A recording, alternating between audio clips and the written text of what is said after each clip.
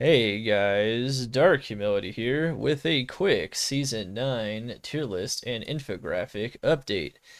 I believed it to be completely finalized right before the start of Season 9. However, some late in the game changes have come to light, which have affected some things, and also some upgrades have been made to it as well. And in general, we just adjusted a couple of builds and whatnot to fit the expectations without testing. So, of course, one thing I should mention is that it's getting tougher and tougher to just release one of these videos and for it to just be like completely perfect for the rest of the season. I might actually start doing some of these one of these updates about a week after as we learn some more things as it becomes more clear what builds are actually being used for like Rathma or Declone, things of that nature as well.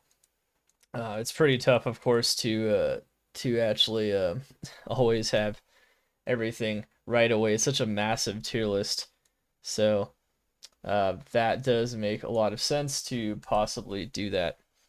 Of course, but yeah. Anyway, we're gonna get into a bit of a couple of small updates I made to it. For the most part, though, the vast majority of the tier list is completely unchanged since you guys watched the video. So don't worry, you're not going to see any massive changes. It's virtually unchanged, most of it, the vast majority of it. Just some small optimizations here and there, based on some new learnings and some things that could not be tested during the Season 9 beta, which have now been made priority for Season 10 testing. Anyway, let's get into it. So we have basically across the board, we actually ended up modifying the calculation on the datasheet slightly to more accurately reflect not the percent density modifier on a rare map, but the actual true density increase that would be reflected by the map that the build was actually running. That true change actually did end up making very small 1/3 tier shifts, or about, what was it, 22, 26 builds, something like that, which is actually kind of interesting. And for instance, now you'll see that Holy Fire charge, in fact, is the best elemental charge, which kind of fits expectations. So when you kind of adjusted the numbers for true density that was reflected on the map, so as monsters per minute per density, now it's really reflected based on the true density increase, which takes into account, of course, the density increases um, up to a rare map and whatnot from a white map and things of that nature. So now it's like a little bit more accurate than you might have seen in the video. We're using an improved calculation. So that's kind of cool.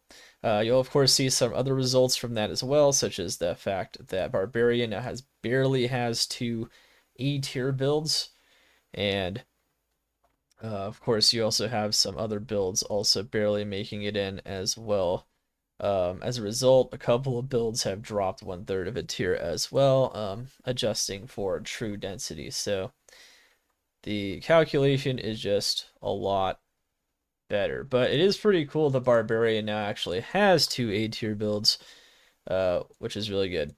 Of course, as a result, Wake of Fire has also um, made it into the top 10 and has kicked out Rabies, which is probably now build number 11 if I remember the numbers right. So it's not like Rabies is bad, it's pretty close, but Wake of Fire was like just under, now it's like just in there. So you can see a top assassin build also making the top 10, and then of course you can also see um, some barb builds making into A tier, now leaving no class without at least some kind of an A tier mapping build, which I think is more accurate and it's a better reflection of what's going on. It would have been kind of sad if the true reality was that the barb didn't have any A tier builds. Now it barely has some, so that's good. Barb is still worth mapping with, guys, even if it doesn't have the very most efficient mappers. A couple other small changes as well. So we weren't able to test the new Ormus, especially with the next hit delay changes that came through, I think, in the open beta. Specifically, this affects mostly Combustion and Meteor, because you can proc 3 Meteors potentially off a Brimstone Rain. And combustion, just by teleporting around, you're going to get combustions, which, I mean, that build teleports around anyway. Um, so, as a bit of a tier adjustment until they get more testing, I decided to give a double handicap to combustion. So, it got a 2/3 rank increase, which is really cool, and Meteor got a 1/3 rank increase. So Combustion's now in B tier just as a safety mechanism because it should be about as strong as a B tier build. Another thing to note that we did here, that's a pretty major change, is we added a new build to the Necromancer summon skill section, which a lot of people know it as Green Goblin, but mostly it's because I've never tested it. It's become a more popular build over the last few seasons. For me, it was like totally under the radar, which is kind of interesting. I'd love to test it in this season 10, of course, if we can. But that is a really cool build. And basically, it involves like stacking all the auras on yourself as much as possible, and then having the mercenary being your most strong and most powerful summon using Demon Machine to proc multi-shot, very often using Strafe.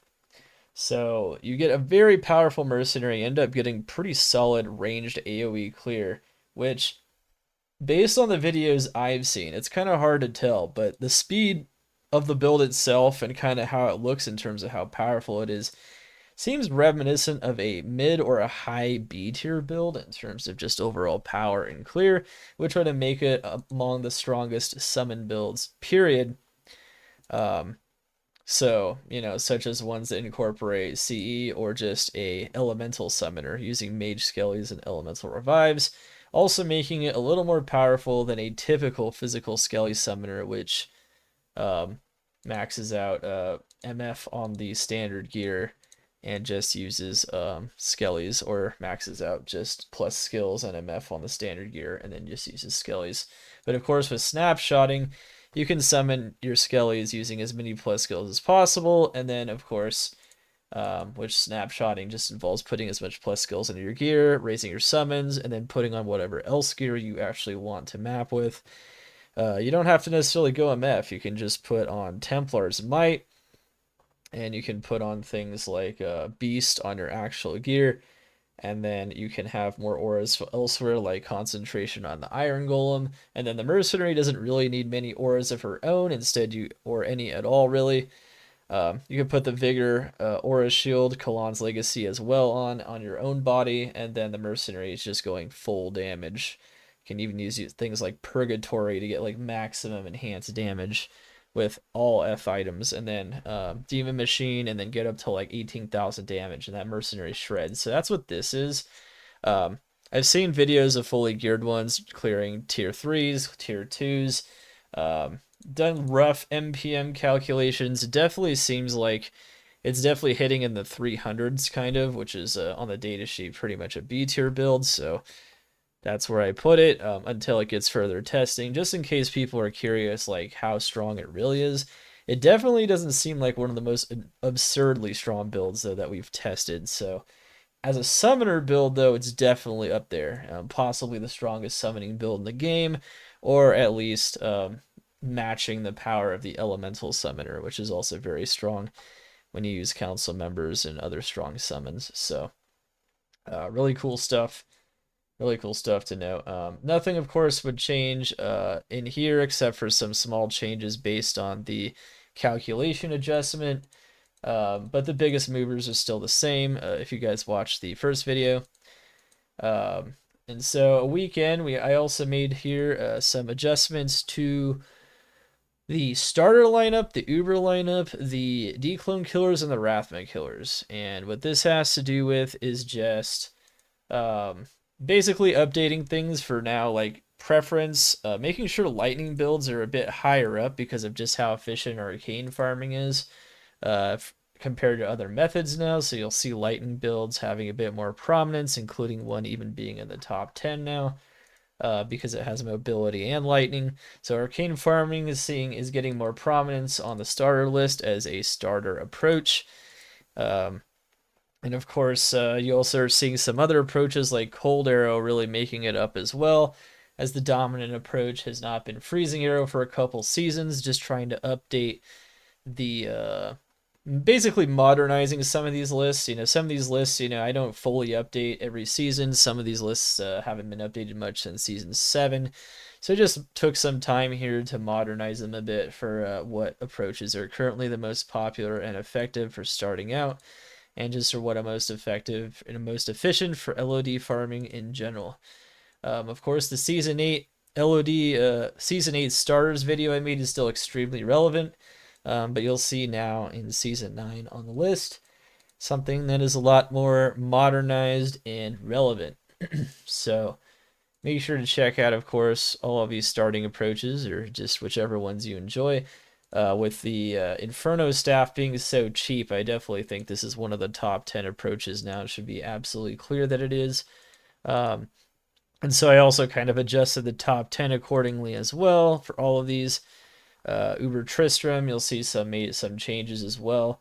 Hydra still being up there and whatnot on a more modernized list that is much more clear. Poison Creeper actually turned out like I thought. I called this. Poison Creeper is a great approach on a Druid to killing Wrathma and Declone. So fun stuff. We ended up being correct about that, which I think is pretty cool. And yeah. And then, of course, definitely getting a little bit... See, like, a lot of the top approaches on Wrathma, Declone, and Uber Tristram are virtually unchanged, but then Cold Arrow is in there, something that I hadn't really truly figured out until I did some more research. I did even more research now. That's some more updated research from the large amount of research I did in Season 7, and definitely found out what's going on in the Declone and Wrathma scene and whatnot.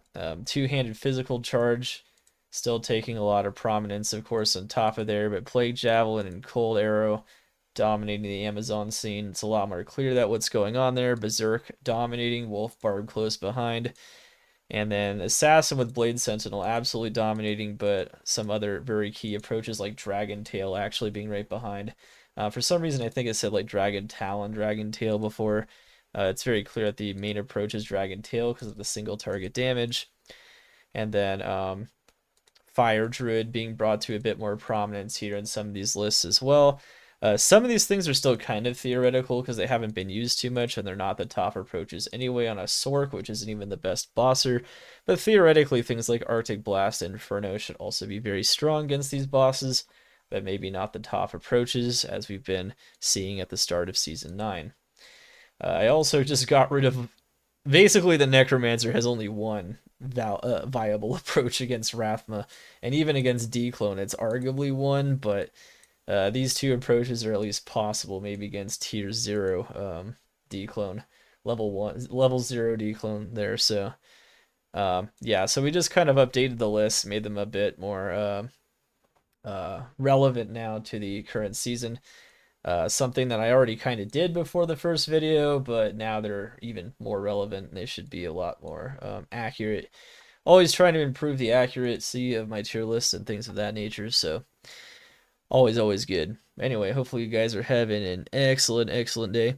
I'll post this video here on YouTube in case anyone was curious why any small changes or adjustments are made to any of these lists on the infographic for Season 9. And have a great rest of your season. I'm going to continue farming on an Inferno Sork and myself, and I will continue pushing the limits of some of these awesome builds. See you guys right there. Dark Humility, over and out. Let's get it.